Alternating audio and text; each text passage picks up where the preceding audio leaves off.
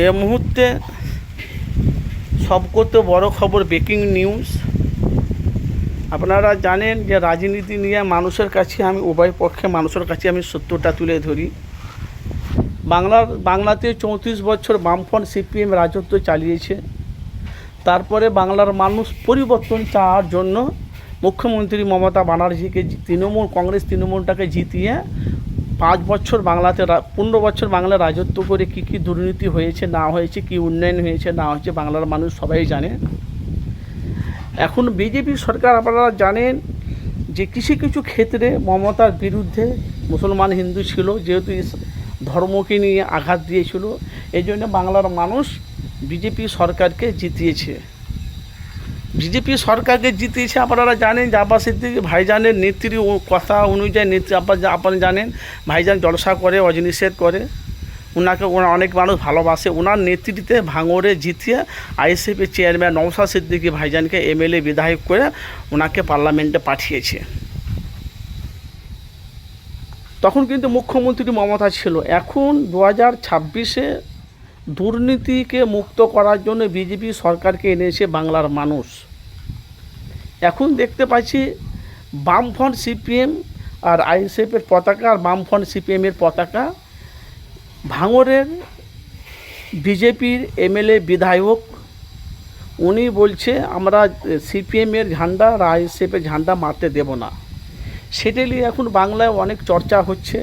আপনারা জানেন রাজনীতির ময়দানে রাজনীতি কে করবে, কে কোন দলে যাবে না যাবে সেটা তার পার্সোনাল ব্যাপার, যেহেতু এটা পশ্চিম বাংলা।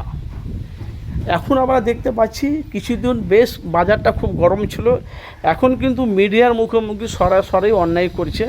না, আমরা ভুল করছি, গণতান্ত্রিক দেশে যে যার অধিকার আছে। যেহেতু আইএসএফের ঝান্ডা বামফ্রন্ট সিপিএম ঝান্ডা আমরা মারতে দেব না বলেছিলাম, আমরা ভুল করেছি, তো আমরা ভুল স্বীকার ক্ষমা চাইছি, এ ভুল আর হবে না। যেহেতু গণতান্ত্রিক দেশে বিজেপি সরকার এসেছে বাংলাতে মানুষের অধিকার ছিনিয়ে নেওয়ার জন্য নয়, অধিকার প্রাপ্য ফিরিয়ে দেওয়ার জন্য বিজেপি সরকারকে বাংলার মানুষ বিজেপিকে জিতিয়ে আমাদেরকে এনেছে। এটা নিয়ে আপনারা একদম পুরো বাস্তব বলছি ভাইজান, আমি একদম পুরো ভাঙড়বাসীদের একদম পুরো বাস্তব কথা বলছি। বিজেপি দুর্নীতি চায় না, বিজেপি উন্নয়ন চায়। আর আপনারা দেখতে পাচ্ছেন যে আইএসএফের চেয়ারম্যান নওশাদ সিদ্দিকী ভাইজান, আপনারা বলেন তো এই 5 বছরে নওশাদ সিদ্দিকী এমন কোনো এলাকা নাই, এমন কোনো জায়গায় নাই তো নওশাদ সিদ্দিকী যে মানুষের হয়ে কথা বলেনি। যেখানে অন্যায় দেখে অন্যায় হয়েছে সেখানে প্রতিবাদ করেছে, যেখানে দুর্নীতি সেখানে নওশাদ সিদ্দিকী ভাইজান। আজকে কেন বিজেপির যদি কোনো বিকল্প মানে কেউ যদি থাকে বিপক্ষে, সেটা হলো একটাই দল, সেটা হলো বামফ্রন্ট সিপিএম আর আইএসএফ। যেহেতু বামফ্রন্ট সিপিএম আইএসএফ এটা তো জোট করেছে না, বাংলাতে তৃণমূল দলটা আর আসতে পারবে না। এখন কংগ্রেসের সাথে জোট করবে মমতা, দেখা যাক কী হয়। কিন্তু যাই হোক, সব করতে ভালো। এখন ক্ষমা চেয়েছে, এটা হলো সব করতে ভালো জিনিস।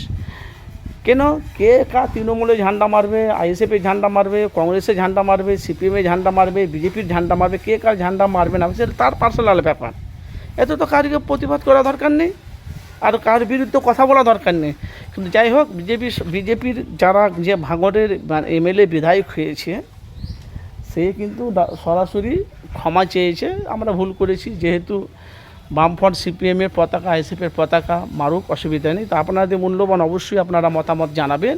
বিজেপি এসেছে মানুষের উন্নয়ন ফিরিয়ে দেওয়ার জন্য, মানুষের অধিকার ফিরিয়ে দেওয়ার জন্য, গরিবের হক ফিরিয়ে দেওয়ার জন্য বাংলাতে এসেছে এই বিজেপি সরকার। অবশ্যই আপনাদের মতামত জানাবেন। অবশ্যই ক্ষমা চেয়েছে, খুব ভালো কথা। আপনাদের মূল্যবান মতামত জানাবেন। আপনারা কি পতাকা মারবেন আমার সেটা আপনাদের পার্সোনাল ব্যাপার, অবশ্যই মতামত